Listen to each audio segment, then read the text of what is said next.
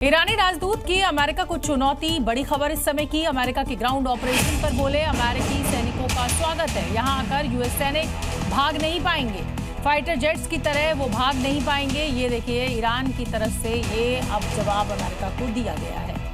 Tanker पर ईरानी drone ने हमला किया और इसके बाद टैंकर के बाहरी हिस्से को नुकसान पहुंचने के साथ साथ आग लग गई। टैंकर में 20 लाख बैरल तेल भरा हुआ था और ये हमला तब हुआ जब ऑयल टैंकर अल सालमी दुबई में जेबेल अली बंदरगाह पहुंचा था। हालांकि हमले के बाद लगी आग को बुझा लिया गया है, लेकिन तेल रिसाव से होने वाले असर का खतरा अब जताया जा रहा है, क्योंकि तस्वीरें बता रही हैं कि बंदरगाह पर कुवैत के तेल टैंकर अल सलामी में कितनी भीषण आग लगी थी। बताया ये भी जा रहा है कि ईरान ने इस तेल टैंकर पर ड्रोन शाहिद से हमला किया। ईरान का दावा है कि हमले में टैंकर बुरी तरह से ध्वस्त हो गया। हमले के बाद एशियाई बाजार में तेल की कीमतों में बढ़ोतरी दर्ज की गई है। अगर इसी तरह तेल टैंकर पर हमले हुए तो दुनिया भर में नया संकट पैदा हो सकता है, क्योंकि इसके बाद वायु प्रदूषण तेजी से फैलेगा, समुद्री जीवन बुरी तरह से प्रभावित होगा, समुद्री जीवों के इम्यून सिस्टम खराब हो जाएगा। तेल के विषैले यौगिक का असर इंसानों पर भी दिखेगा। मतलब साफ है, समंदर में तेल रिसाव का असर सिर्फ समुद्री जीवों पर ही नहीं, समुद्र तट के आसपास रहने वाले लोगों पर भी पड़ेगा। इस तरह से हमले पॉकेट ही नहीं, सेहत भी खराब कर देंगे। महायुद्ध में धमकी दोनों ओर से दी जा रही है। अमेरिकी राष्ट्रपति डोनाल्ड ट्रंप ने 24 घंटे पहले ईरान को दुनिया के नक्शे से मिटा देने वाली सबसे बड़ी धमकी दी थी, लेकिन ईरान पर उसका कोई असर हुआ नहीं।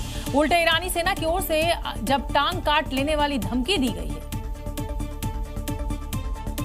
और उसने कहा है कि ईरान की जमीन पर पैर रखने वाले किसी भी हमलावर की वो पैर काट देगा और दुश्मन को ईरान की जमीन पर पैर रखने की खौफनाक सजा मिलेगी। ईरान की ओर से एक वीडियो भी जारी किया गया है जिसमें जमीनी लड़ाई की तैयारियों को दिखाया गया है। वीडियो जारी कर ईरान ने सीधे सीधे ट्रंप को संदेश दिया है कि वो किसी धमकी से डरने वाला नहीं है। हालांकि अमेरिका का साफ साफ कहना है कि अगर ईरान नहीं माना तो उसे सजा देने के लिए सभी विकल्प मौजूद हैं। युद्ध का पूरा 1 महीना हो चुका है और ऐसे में सवाल है कि अमेरिका, इजराइल ने पाया क्या इस युद्ध से और ईरान ने क्या खोया है। हालांकि अब तक की इस जंग में एक बात तो साफ है कि अमेरिका और इजराइल का ईरान को कमजोर समझना एक बड़ी भूल साबित हो रहा है। अब ऐसे में प्रेशर और डिप्लोमेसी का क्या खेल चल रहा है वो आपको मैं समझाती हूँ। युद्ध के बीच अमेरिकी राष्ट्रपति डोनाल्ड ट्रंप शांति के लिए 15 सूत्रीय प्लान लेकर आए और इसके जवाब में ईरान ने भी अपनी 5 शर्तें रख दी, जबकि इजराइल आक्रामक और निर्णायक सैन्य कार्रवाई पर अड़ा हुआ है। वहीं हॉर्मुज को लेकर अमेरिका लगातार सैन्य रणनीति तैयार कर रहा है और उसके जवाब में ईरान हॉर्मुज पर अपनी किलेबंदी को और मजबूत कर रहा है। तो वहीं इजराइल हॉर्मुज के किलेदारों यानी हॉर्मुज पर तैनात ईरानी लीडर्स को एलिमिनेट कर रहा है। अमेरिका की अब ईरान के आइलैंड पर नजर है, खार्क द्वीप पर कब्जे की तैयारी। तो वहीं ईरान भी प्रॉक्सी नेटवर्क से यूएस ठिकानों को टारगेट कर रहा है।